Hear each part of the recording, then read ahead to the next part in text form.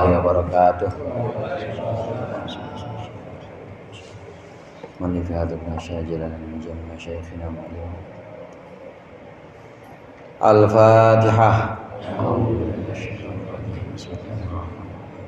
Alhamdulillahirabbil alamin. Ar-Rahmanir Rahim. Maliki yaumiddin. Iyyaka na'budu wa iyyaka nasta'in. Shiratal mustaqim. Shiratal ladzina an'amta 'alaihim ghairil maghdubi 'alaihim waladdallin. Bismillahirrahmanirrahim. Alhamdulil muallimit tullabi wa musahhilil khairi liman yata'allamu.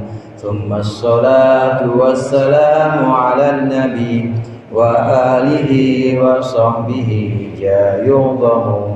Ya Rabbana kaffir 'anna dhunubana wa walidina wa liman huwa muslimu. Nad'uka Allahumma ilman nafi'an min yawmina ilal hisabi yaqumu. Amin amin amin wa ya fattahu. Amin amin amin wa ya alimu. Alhamdulillahil awwalil akhir al-batinil zahir. Wassalatu wassalamu ala sayyidina Muhammadin al-tahiril fakhir wa ala alihi wa ashabihi dhawil ula wal mafakhir. Amma ba'du, fa inna asdaqal hadithi kitabullah wa khairal hadi hadi Muhammadin sallallahu alaihi wasallam wa syarrul umuri muhdatsatuha wa kullu muhdatsatin bid'ah wa kullu bid'atin dhalalah. Segenap jamaah Masjid Al-Abrar, para ustaz, para hujjaj, para sesepuh, bapak-bapak, hadirin sekalian yang dirahmati oleh Allah.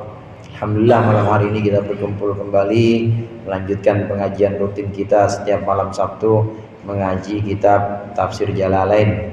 Mudah-mudahan hadirnya kita di sini mendapat ridha Allah, yang akan kita pelajari menjadi ilmu yang bermanfaat di dunia wal akhirah. Amin ya rabbal alamin. Pembahasan kita masuk pada surat baru, yakni surat Shad. Suratus Shad makkiyatun sittun aw thamanin aw thamanun ayah. Surat Shad ini surat makkiyah. Jumlah ayatnya 86 atau 88. Ini jumlah ayatnya. Surat Shad ini punya nama lain, saudara. Nama lainnya surat Daud. Daud ini ayahnya Nabi Sulaiman. Sebelum Nabi Muhammad SAW, banyak sekali Allah mengutus para nabi, mengutus para utusan. Dan biasanya dalam satu zaman, dalam satu masa, itu ada bisa lebih dari satu orang Rasul. Cuma di zaman Nabi Muhammad doang yang Rasulnya cuma satu, yang Nabi Muhammad saja. Tapi sebelumnya, sebelum masa Nabi Muhammad, itu dalam satu masa, dalam satu zaman Allah bisa mengutus Rasul, mengutus Nabi untuk satu kaum. Ini bisa lebih dari satu. Ya contohnya Nabi Daud dengan Nabi Sulaiman, bapak sama anak. Dua-duanya Nabi ketemu satu zaman. Kemudian Nabi Zakaria dengan Nabi Yahya, bapak sama anak juga. Nabi Musa sama Nabi Harun. Nabi Musa sama Nabi Harun abang adik. Nabi Musa sama Nabi Harun ini satu zaman juga. Nah begitu juga ini surat Shad ini disebut dengan surat Daud karena di dalamnya nanti ada kisah Nabi Daud, ada cerita tentang Nabi Daud. Banyak nabi-nabi Bani Israel yang kita kenal, dan di Al-Quran ini diceritakan banyak sekali diulang-ulang, antara lain Nabi Musa. Bahkan Nabi Daud ini termasuk Nabi Bani Israel juga. Ini dijadikan nama surat. Jadi surat Shad ini kadang-kadang disebut dengan surat Daud. Daud itu kalau orang sono bilang David. Daud, David. Kalau Sulaiman, Salomon, saudara. Salomon, Sulaiman, Salomon. Daud, David. David. Kalau Yusuf, Yosef. Yosef itu orang Israel atau orang Barat sebutannya itu. Kalau Ibrahim, Abraham. Kalau Ismail nggak ada kayaknya, karena mereka tidak mengakui Nabi Ismail. Kalau mengakui Nabi Ismail sama aja mengakui Nabi Muhammad Sallallahu Alaihi Wasallam. Karena Nabi Muhammad leluhurnya, Nabi Muhammad ke atasnya nasabnya itu adalah sampai pada Nabi Ismail bin Ibrahim. Surat Shad ini surat Makkiyah. Sebagaimana kita kenal ada dua macam surat. Surat Makkiyah, satu lagi namanya surat Madaniyah. Surat Makkiyah surat yang diturunkan sebelum hijrah. Ada ulama yang mentakrif mendefinisikan ini sebagai surat yang turun sebelum hijrah. Pokoknya asal turunnya sebelum hijrah Makkiyah. Mau panjang kek mau pendek Makkiyah. Karena sebelum hijrah. Nah, kemudian surat Madaniyah. Surat Madaniyah ini surat yang turun setelah hijrah. Jadi definisinya tidak didefinisikan tempatnya Madinah bukan, tempatnya Makkah bukan, tapi sesudah atau sebelum hijrah. Kalau sebelum hijrah disebut dengan Makkiyah. Kalau sesudah hijrah Madaniyah. Karenanya surat Al-Maidah ayat 3 yang kita kenal, Al-Yauma akmaltu lakum dinakum, itu surat kalau dilihat dari ciri-cirinya surat panjang dan juga surat panjang dan juga memang dari rangkaian surat-surat di awal-awal itu yang kadang-kadang disebut dengan As-Sab'ut Tiwal, surat 7 yang panjang-panjang Al-Maidah itu. Tapi tetap dia disebut sebagai surat Madaniyah. Ayat ini Madaniyah. Ayat Al-Yauma akmaltu Madaniyah. Padahal turunnya di Mekah, saudara. Turunnya itu pas haji wada. Al-Yauma akmaltu turunnya ketika haji perpisahan, haji Nabi Muhammad, haji Nabi yang terakhir. Turunnya di Mekah. Tapi sebutannya Madaniyah. Kenapa? Karena setelah hijrah. Ini batasan-batasan atau definisi-definisi surat-surat yang ada dalam Al-Quran. Surat Shad ini termasuk kategori surat Makkiyah, surat yang turun sebelum hijrah. Biasanya hadirin, surat yang turun sebelum hijrah atau dikenal dengan surat Makkiyah, temanya adalah tema akidah atau tauhid. Belum ada urusan ibadah, belum ada kewajiban sholat atau puasa, belum ada. Belum ada juga kewajiban tentang pernikahan, muasyarah bil ma'ruf, bergaul antara suami, istri dan juga keluarga dengan yang baik-baik, belum ada. Hukum-hukum seperti qisas, kemudian hukum waris di surat Makkiyah nggak ada. Karena surat Makkiyah temanya ini fokus kepada tauhid atau akidah. Kita tahu bahwa periode pertama Rasulullah dakwah di Makkah ini memang pengen meluruskan akidah orang-orang Arab saat itu. Jadi pondasinya dulu yang dibuat, yaitu pondasi tauhid. Yang penting tinggalkan dulu kemusyrikan, tinggalkan penyembahan berhala, itu pondasi dulu. Nah, urusan sholat nanti aja dulu. Urusan puasa ntar. Urusan waris, apalagi waris jauh. Yang penting tauhid dulu sebagai pondasi. Tema yang ada pada surat-surat Makkiyah biasanya adalah tema akidah. Kalau surat Madaniyah sudah tema-tema hukum. Hukum-hukum Islam. Ada waris, kemudian ada qisas, kemudian ada hukum-hukum jinayat yang lain atau hukum pidana yang lain, termasuk juga ada hukum tentang kemasyarakatan, entah nanti kita buat sebagai legitimasi negara atau bukan, pokoknya di situ adanya di Madinah, itu surat-surat Madaniyah. Surat Shad ini termasuk surat Makkiyah, turun sebelum hijrah. Jumlah ayatnya satu pendapat mengatakan 86, pendapat lain ada yang mengatakan 88 ayat. Bismillahirrahmanirrahim. Qala Allah Ta'ala wa huwa asdaqul qailin. Shad wal Qur'ani dzidzikr wal Qur'ani dzidzikr balil ladzina kafaru fi 'izzatin wa shiqaq. Shad, Allahu a'lamu bimuradihi bihi. Allah lebih mengetahui tentang maksudnya shad bihi dengannya. Wal Qur'ani dzikri, dan demi Al-Qur'an yang memiliki zikr. Apa itu zikr? Yang memiliki al-bayani, yaitu penjelasan, awis syarafi, atau memiliki kemuliaan. Wa jawabu hadzal qasami mahdhufun. Jawab dari sumpah ini dibuang. Ai mal amru kama qala kuffaru Makkah. Perkaranya tidak seperti yang diucapkan oleh orang-orang Mekah min ta'addudil alihati, dari berbilangnya Tuhan-Tuhan atau politeisme. Politeisme ya, jadi Tuhan banyak maksudnya, politeis. Kalau kita ini monoteis. Monoteis itu tauhid. Ada politeisme. Politeisme itu bertuhan banyak. Yang pertama di sini dijelaskan oleh Imam Jalalain shad. Shad ini termasuk fawatihus suwar atau lafaz-lafaz sebagai pembuka surat. Banyak lafaz-lafaz dalam surat-surat Al-Qur'an yang dijadikan sebagai pembuka surat itu.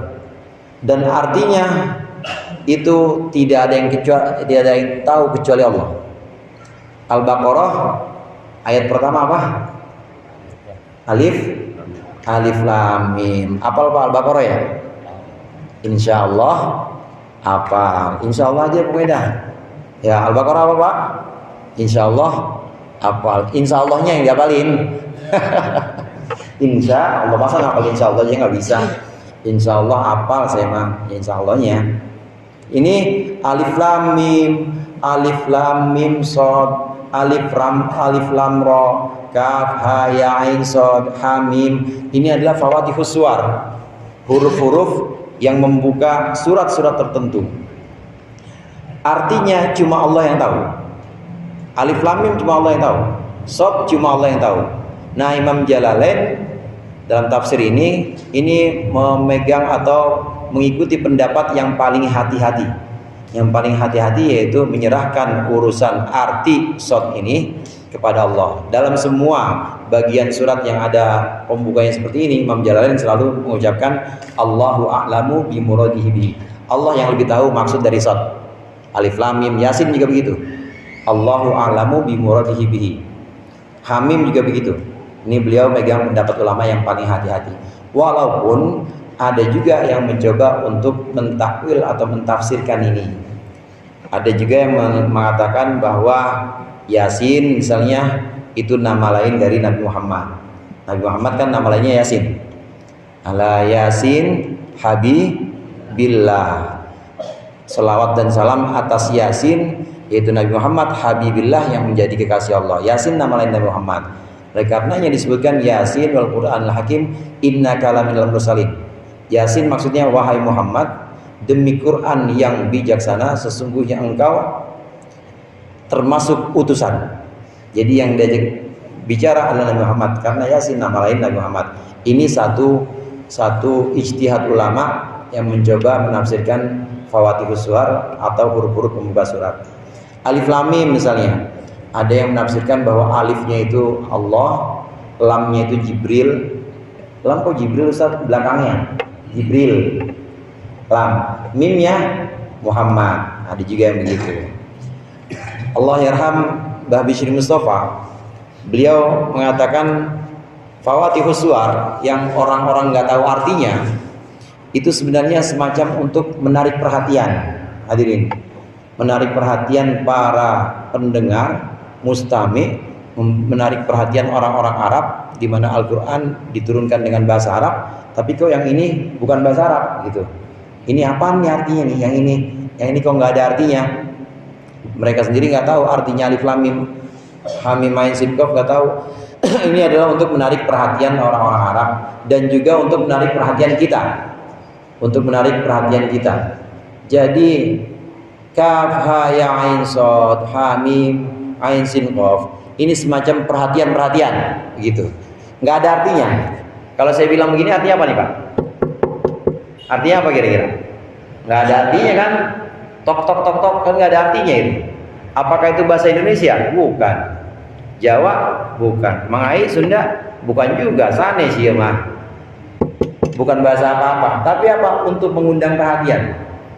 Shad itu maksudnya ayo dengarkan. Maksudnya mengundang perhatian. Wal Qur'ani dzikr. Demi Al-Qur'an yang memiliki kemuliaan. Jadi sebagai lafaz atau pembuka untuk menarik perhatian orang-orang yang mendengarkan Al-Quran. Ini menurut Mbak Bishri Mustafa, Allah yarham. Jadi semacam ketokan atau semacam seruan untuk mendengarkan Al-Quran ini. Ini berbagai macam penafsiran tentang shad atau fawatifus suwar yang lain. Demi Al-Quran yang memiliki dzikir-dzikir di sini ditafsirkan oleh Imam Jalalain, al-bayan yaitu penjelasan. Al-Quran, demi Al-Quran yang memiliki penjelasan. Jelas dalam Al-Quran itu memang Allah menjabarkan penjelasan-penjelasan tentang akidah. Akidah yang dimaksud di sini keesaan Allah, bahwa tidak ada Tuhan selain Allah. Akidah yang dimaksud di sini keyakinan bahwa Allah menciptakan malaikat, makhluk-makhluk yang punya tugas tertentu dan tidak punya hawa nafsu dan selalu adil menuruti perintah Allah dan menjauhkan larangan Allah. Nggak pernah yang namanya bangkang malaikat, akidah bagiannya. Begitu juga tentang hari kiamat, akidah. Ini semua bayan atau penjelasan dalam Al-Quran. Al-Quran yang memiliki penjelasan tentang akidah juga tentang syariah. Agama ada bagian akidah, ada bagian syariah. Syariat itu apa? Syariat yang kita kenal dalam rukun Islam. Sholat syariat, puasa Ramadan syariat, zakat syariat, haji syariat, itu semuanya. Itu penjelasannya. Bayan artinya penjelasan, itu semua ada dalam Al-Quran. Ini kalau kita mengikuti pengertian bahwa wal Qur'ani dzikr, artinya Al-Quran, demi Al-Quran yang memiliki penjelasan. Maksudnya penjelasan tentang akidah, penjelasan tentang hukum-hukum syariat. Atau kalau kita artikan dengan pendapat yang kedua, demi Al-Quran yang memiliki kemuliaan. Al-Dzikr ini artinya kemuliaan. Maksudnya Al-Quran itu mulia secara esensial. Al-Quran itu sendiri mulia, dan orang yang bawa Al-Quran mulia. Orang yang lagi ngaji Al-Quran kayak bawa apa sekalian ini orang mulia juga. Amin ya Pak? Amin aja kudu ngajarin. Orang yang ngaji Al-Quran ikut mulia. Kenapa? Karena lagi bawa-bawa sesuatu yang mulia. Kemuliaan itu kan ada istilah lainnya selain syaraf, itu keramat. Mulia keramat itu. Keramat itu ada yang keramat karena dirinya sendiri, seperti Al-Quran kan keramat ya karena memang Al-Quran keramat. Tapi ada keramat gandul. Kata orang Jawa itu gandul. Keramat gandul itu ngikut. Kenapa dia jadi keramat? Karena dia ngikut sama orang keramat. Ustaz Vito keramat nih. Tapi apa yang bikin dia keramat misalnya? Yang bikin dia keramat bapaknya. Soalnya bapaknya bukan orang sembarangan, misalnya begitu. Itu namanya keramat gandul. Keramat gandul. Terus Bang Heru misalnya keramat. Yang bikin keramat apa? Yang bikin keramat bukan Bang Herunya kadang-kala, tapi apa? Karena Bang Heru bawa masjid. Kemana-mana dia ngurusin masjid. Itu namanya keramat gara-gara masjid. Jangan sembarangan sama beliau. Itu namanya keramat yang karena sesuatu yang keramat. Jadi keramat gandul namanya. Ada juga keramat karena sesuatu tadi dia ngikut terus, seperti ngikut kemana-mana masjid, itu keramat gara-gara masjid. Atau karena bapaknya, keramat gara-gara bapaknya. Jadi dianya mah biasa aja, tapi bapaknya karena bapaknya memang orang alim jadi ikut keramat juga. Ada juga keramat karena ngurusin sesuatu yang keramat. Di antaranya kalau kita ngurusin masjid atau kita ngurusin organisasi seperti Nahdlatul Ulama, itu organisasi keramat. Jadi ulama-ulama yang ada di NU struktural maupun di kultural itu keramat semua. Kenapa? Karena ngurusin NU. Karena ada di NU. NU itu keramat. Nah, itu namanya keramat gandul, keramat yang ikut karena sesuatu yang mulia. Nah, Al-Quran tidak seperti itu. Al-Quran memang pada zat atau esensinya Al-Quran keramat. Makanya kalau kita kemana-mana bawa Quran, kalau kita demen sama pengajian Al-Quran, insya Allah keramat juga, insya Allah mulia juga. Amin. Ini demi Al-Quran yang memiliki kemuliaan atau keramat tadi. Demi Al-Quran yang memiliki kemuliaan. Dalam bahasa Arab, kalau ada sumpah itu pasti ada jawabnya. Kita bersumpah, bahasa Indonesia pun begitu. Misalnya ada sumpah, pasti setelahnya itu ada kalimat. Nggak mungkin berhenti pada sumpah. Demi langit dan bulan. Pasti bapak nungguin saya, ya. Nungguin, nggak mungkin berhenti di situ. Demi langit dan bulan. Ustaz, apa sih maksudnya? Pasti nungguin. Demi langit dan bulan, saya nggak akan berhenti ngaji sampai kiamat kurang 2 hari. Amin. Itu namanya sumpah. Sumpah itu kudu ada lanjutannya. Kalau berhenti nggak mungkin, pasti ada jawabannya. Bapak juga dulu kan begitu. Kalau sumpah sama bini ya, sumpah sama mantan pacar dulu. Sumpah deh bu, demi Allah saya nggak bakal ninggalin, begitu misalnya. Demi Allah. Terusannya itu ada. Nah tapi kok di sini nggak ada.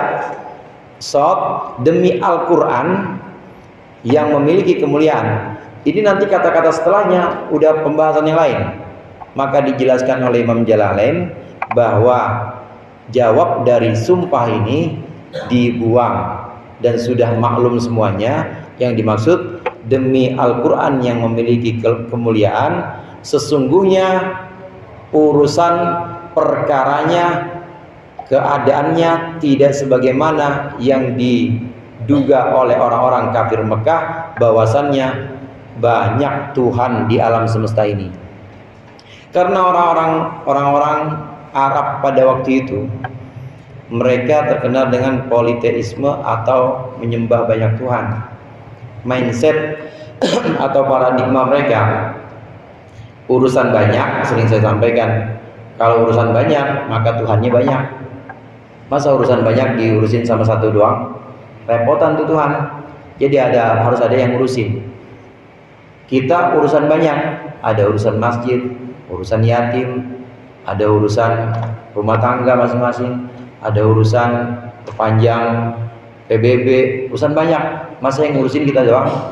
Nah kita butuh bantuin. Kalau urusan masjid ya ada pengurus yang lain, urusan rumah tangga ya bantuin sama bini, sama keluarga atau anak yang udah gede. Itu namanya urusan banyak, maka yang ngurusin harus banyak. Itu manusia Pak. Manusia begitu. Keadaan yang ada pada manusia ini kemudian dipakai buat Tuhan oleh orang Arab. Yang seharusnya itu sifat manusia itu memang lemah, gak mungkin ngurusin apa-apa sendirian, pasti butuh bantuan. Nah itu diterapkan kepada Tuhan. Ini urusan alam kan banyak, ada hujan, ada urusan rizki, urusan hidup kalau yang baru lahir, ada urusan mati kalau emang yang udah tua. Tapi mati nggak udah tua ya, udah tua mati mah. Ada yang muda juga mati juga. Ada urusan perang, ada urusan pertanian atau hujan dan lain sebagainya. Ini urusan yang banyak. Kenapa cuma diurusin satu Tuhan?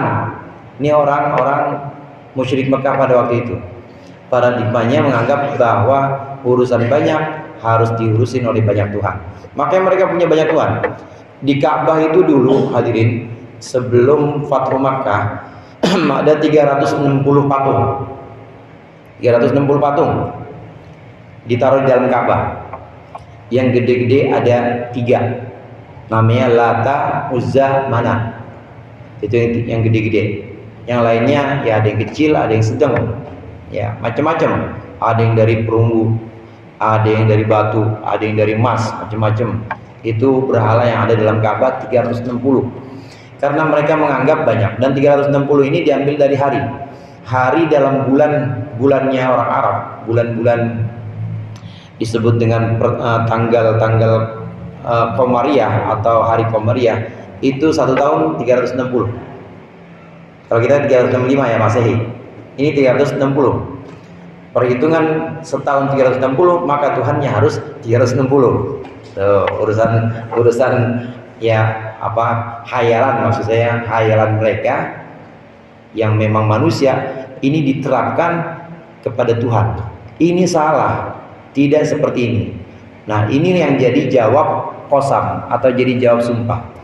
Demi Al-Quran yang memiliki kemuliaan, sungguh keadaannya tidak seperti yang diyakini oleh orang kafir Quraisy bahwasannya banyak Tuhan. Sungguh itu salah. Itu jawabnya Qasam dibuang. Jadi dalam bahasa Arab Qasam itu selalu ada jawabnya. Di surat yang sering kita dengar, Suratul Asr. Tahu Pak Suratul Asr ya?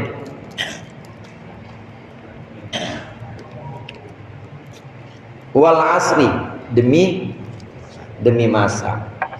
Ada jawabnya. Jawab apa? Innal insana lafi khusr.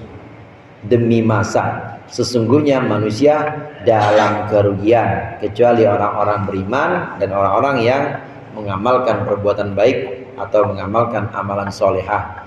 Ini namanya jawab, pasti ada kelanjutannya. Nah, di sini jawabnya dibuang. Jawab dari sumpah ini, demi Quran yang memiliki kemuliaan, sesungguhnya urusannya tidak seperti yang diyakini oleh kafir Quraisy bahwa Tuhan itu ada banyak. Sungguh itu salah. Nah, kemudian baru dilanjutkan dengan ayat berikutnya, dan ini sudah tema yang berbeda, artinya sudah tidak ada kaitannya dengan sumpah yang awal tadi.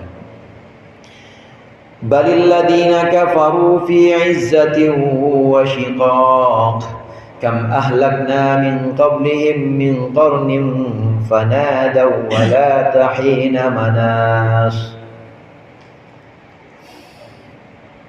Balil ladina kafaru, tetapi orang-orang yang kafir, orang-orang yang ingkar, min ahli Makkah, yakni penduduk Mekah, fi izzatin, itu tetap berada dalam kebanggaan, wa takabburin, dan kesombongan, anil imani, menolak iman, jauh dari iman, wa syiqaqin, dan mereka tetap berada dalam perpecahan, maksudnya khilafin, menentang, wa adawatin, dan juga permusuhan lin nabiyyi, kepada Nabi Muhammad sallallahu alaihi wasallam. Sesungguhnya orang-orang kafir Quraisy, orang-orang yang ingkar kepada Allah, yang dimaksud di sini adalah orang-orang kafir Mekah pada waktu itu, tetap dalam kebanggaan dan kesombongan mereka, tidak iman, dan juga dalam permusuhan kepada Nabi Muhammad sallallahu alaihi wasallam. Nabi kita, Nabi Muhammad sallallahu alaihi wasallam, sampai usia 40, track recordnya cakep, tidak ada cacat sedikit pun. Artinya nggak ada yang mengenal bahwa Nabi Muhammad sallallahu alaihi wasallam sebelum jadi nabi namanya Muhammad bin Abdullah. Tidak ada yang mengenal bahwa Muhammad bin Abdullah ini pernah bohong, nggak pernah. Nggak ada yang pernah mengenal bahwa Muhammad bin Abdullah ini pernah mabok. Walaupun umumnya pada waktu itu pasti mabok orang laki. Nggak pernah Muhammad bin Abdullah itu main perempuan. Walaupun dulu udah jadi semacam tren. Tapi Muhammad bin Abdullah tidak seperti itu. Orang-orang Mekah pada waktu itu percaya banget, ini mah orang baik.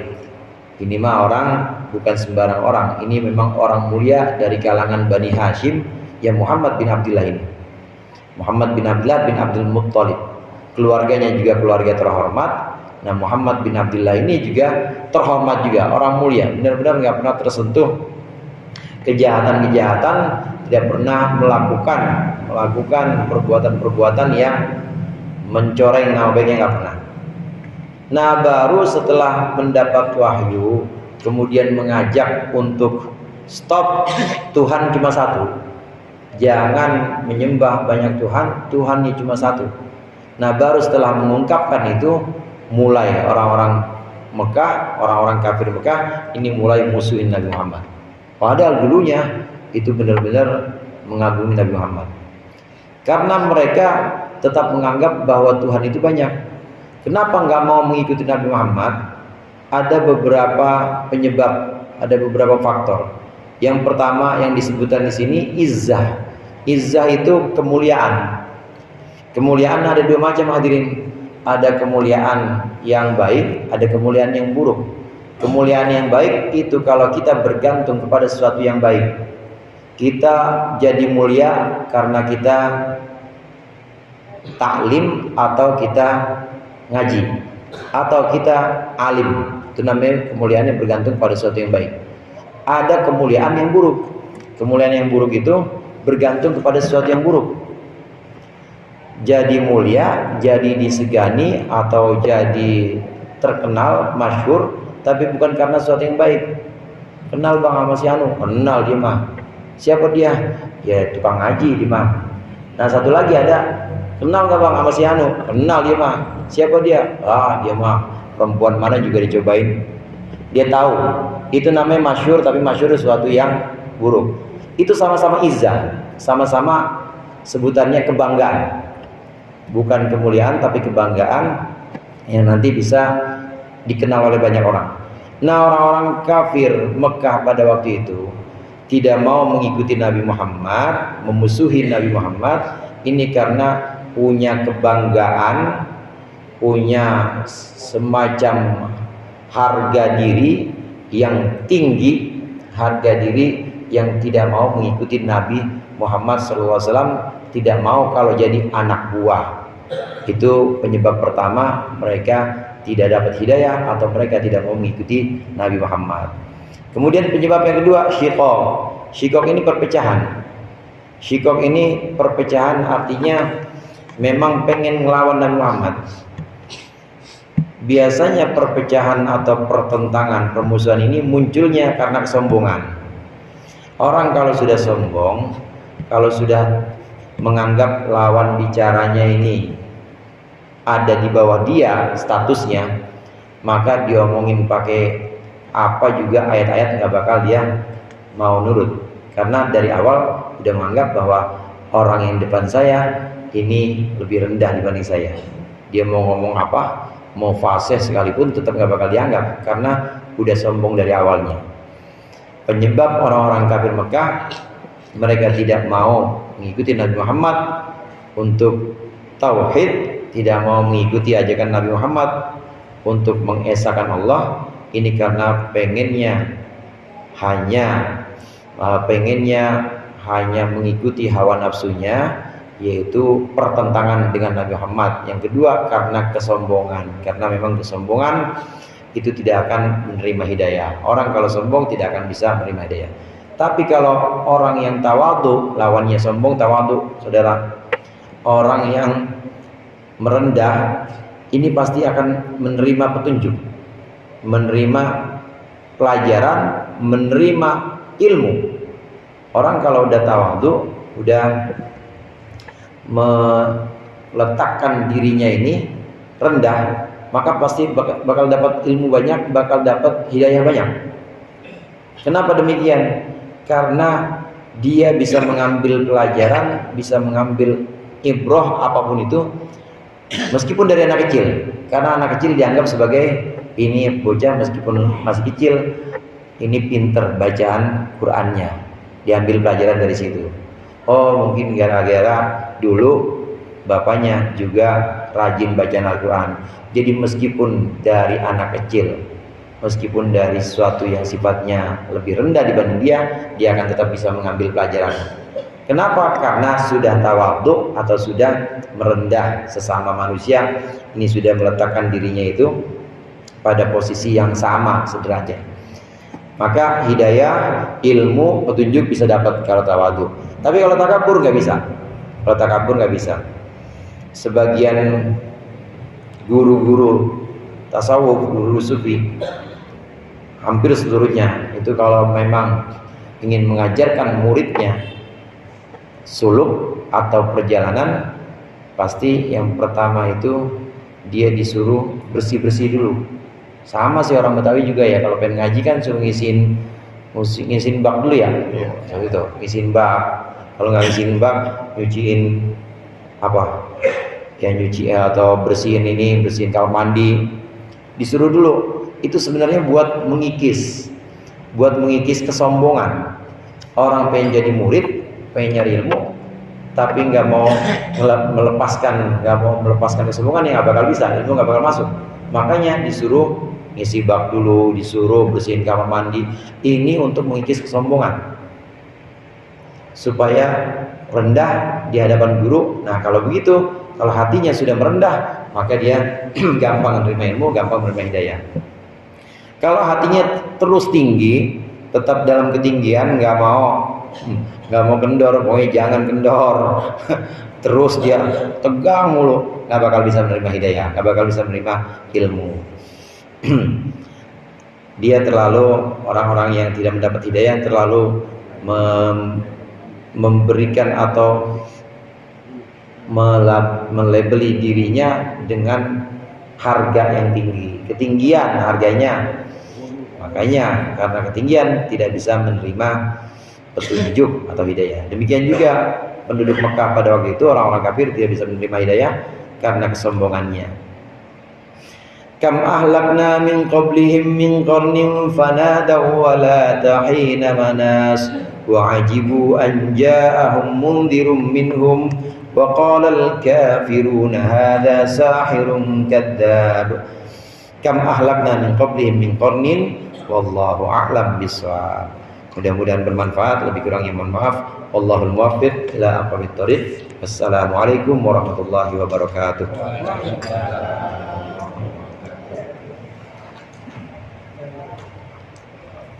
Alhamdulillah, terima kasih pada kita yang telah memberikan pelajarannya.